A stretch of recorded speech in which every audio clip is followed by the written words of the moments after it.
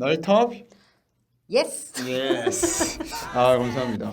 SNS에서 실시간으로 지금 뭐 질문 주신 것들도 지금 수십 가지가 올라오고 있고 추가적인 질문들에 대해서 좀 이야기해 볼 건데 간호사가 된 계기 그냥 간단히 한번 설명해 주실 수 있을까요? 고등학교 3학년 때로 올라가야 되나요? 88 올림픽이었어요. 와 역사의 현장.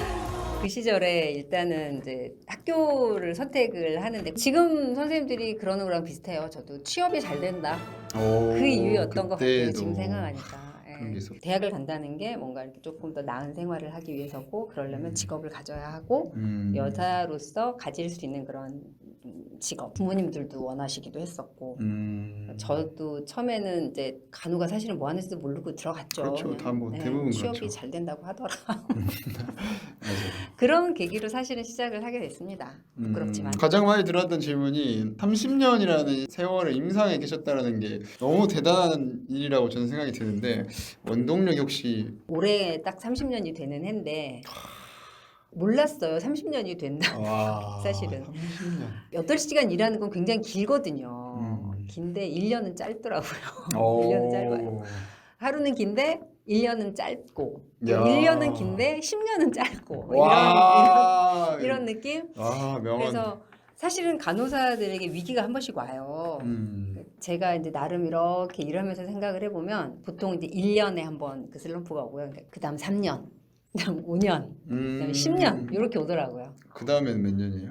그 다음은 이제 쭉 가는 거예요. 그 다음엔 없어. 네. 야 그렇게 20년은 그냥 그냥 스트레이트로. 그래서 이게 이제 연령대를 보면 1년이 지나면 이제 슬럼프는 뭐 금방 극복을 하는 것 같아요. 특별한 경우가 아니면. 근데 3년이 되면은 그때 이제 또 이제 방황을 해요. 왜냐하면 3년쯤 되면 일이 몸에 좀 붙거든요. 적응도 하고 일이 좀 손에 붙고 내가 좀 뭔가 열심히 잘하는 것 같고 막 이래요. 그러면 그때쯤 뭐 이제 공부를 해볼까? 내지는 다른 거를 해볼까? 뭐 이런 생각들을 하게 되는 것 진로에 같아요. 대한 고민. 예, 5년이 돼요. 음. 그러면 그때쯤 되면 뭐 결혼도 하고 뭐 이제 공부도 더 하고 막 이런 때가 되더라고요. 그냥 그때 시간에 좀 충실하면서 새롭게 배우고 공부하고 뭐 이러면서 시간이 흐르다 보니 지금이 된 것 같기도 해요. 자, 하루하루는 뭐 길고 또 다이나믹하지만 또 네. 거기에 또 나름 최선을 다 했을 때 1년이 짧고 또 네. 10년이 짧고 30년이 흘렀다. 이거 감히 상상할 수 없는. 응급실 부서에 좀 잘 어울리는 성격이나 뭐 자질이 혹시 뭐가 있다고 보세요?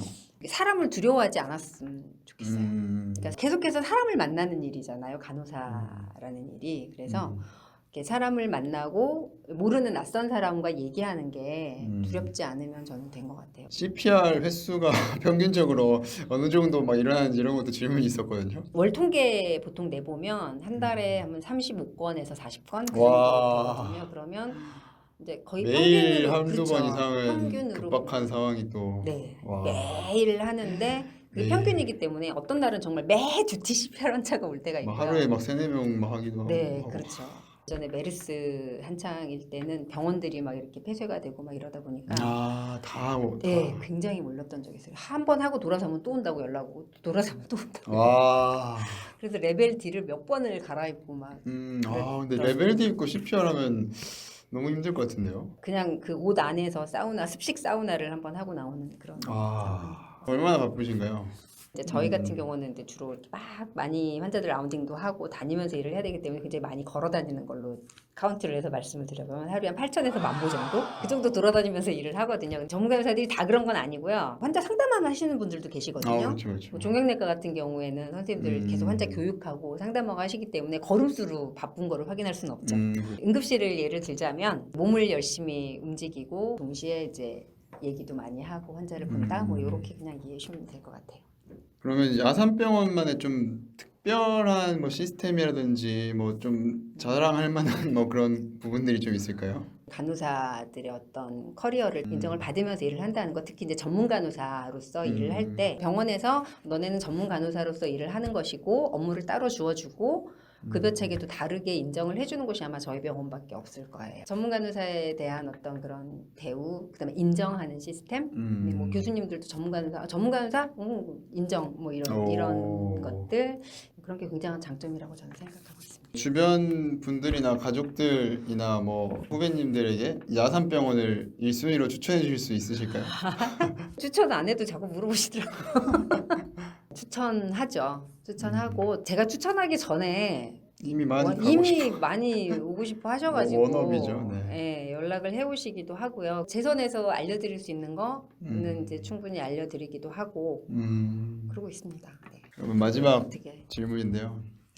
이제 앞으로의 혹시 방향이나 꿈이 어떻게 되시는지. 일단 저는 응급실에서 액팅을 뛰다가 정년퇴직을 하는 게 꿈입니다. 와. 몇 년 안 남긴 했어요, 사실. 그렇게 퇴직을 하고 나서도 너무 젊더라고요. 요즘 퇴직하신 선생님들 뵈면은 60에 이제 정년퇴직을 하게 되는데 너무 젊어요. 그리고 너무 아까워요. 또 그게 그 하긴 또 경력이 이런 말하면 사람들이 다 미쳤다고 얘기를 하는데 응급실을 그만두고 나가서 저는 또 응급실에 오고 싶어요. 자원봉사처럼 허락만 해주신다면 오. 물론 이제 그러려면 이제 제도적인 어떤 장치가 마련이 돼야 되겠지만 들어온 신입과 선생님들이 프리셉터에게 교육을 받고 일정 정도 교육 과정이 끝나면 독립을 하잖아요. 그럼 굉장히 어려워해요. 왜냐하면 나보다 나이 많은 어른들을 환자로 봐야 되고 그분들을 가르쳐야 되고 간호를 해야 되고 하면서 굉장히 어려워하거든요. 그러면 누군가 옆에서 프리셉터가 그랬던 것처럼 길잡이가 돼서 이렇게 하면 좋겠다라는 걸 좀 지도를 해줬으면 좋겠다는 생각이 늘 하거든요. 근데 사실상 이제 저도 업무를 하면서 해주면 좋은데 그렇게까지는 못하는 상황이라 제가 좀 나중에 더 나이가 들어서 그만두고 이제 시간이 많아지면 병원에 와가지고 하루에 한 2시간, 3시간이라도 그 간호사 옆에서 이럴 땐 이렇게 하는 거야. 뭐 이렇게 가르쳐주고 토닥여주고 칭찬도 해주고 잘한다 해주고 막 이런 사람이 있으면 너무 좋을 것 같다는 생각이 들어서요. 그게 하고 싶어요. 와. 병원에서 시켜주실란가 모르겠지만 꼭 그렇습니다. 시켜주셨으면 좋겠습니다. 네, 그래서 젊은 어린 간호사 선생님들 되게 칭찬을 많이 해주고 싶어요. 너무 어려운 상황에서 일들을 하고 열심히 하거든요, 되게. 훨씬 나이도 많고 어른한테 다가가서 뭔가 내가 아는 거를 전달을 하고 이렇게 간호를 한다는 게 굉장히 어려운 일이에요. 갈수록 사실은 요즘 들어오는 젊은 선생님들이 뭐 어른이 많은 상황에서 자란 것도 아니기 때문에 더 어려울 텐데 그런 어려움들을 극복하고 굉장히 일들을 잘 해주고 있어가지고요. 저는 굉장히 칭찬을 해드리고 싶습니다. 감사합니다. 네, 오늘 이제 정말 많은 이야기를 들었는데 오늘 함께 해주셔서 너무 감사드리고 응급 전문 간호사에 대해서 진짜 속속들이 좀 알 수 있는 시간이었습니다. 네, 감사합니다. 감사합니다.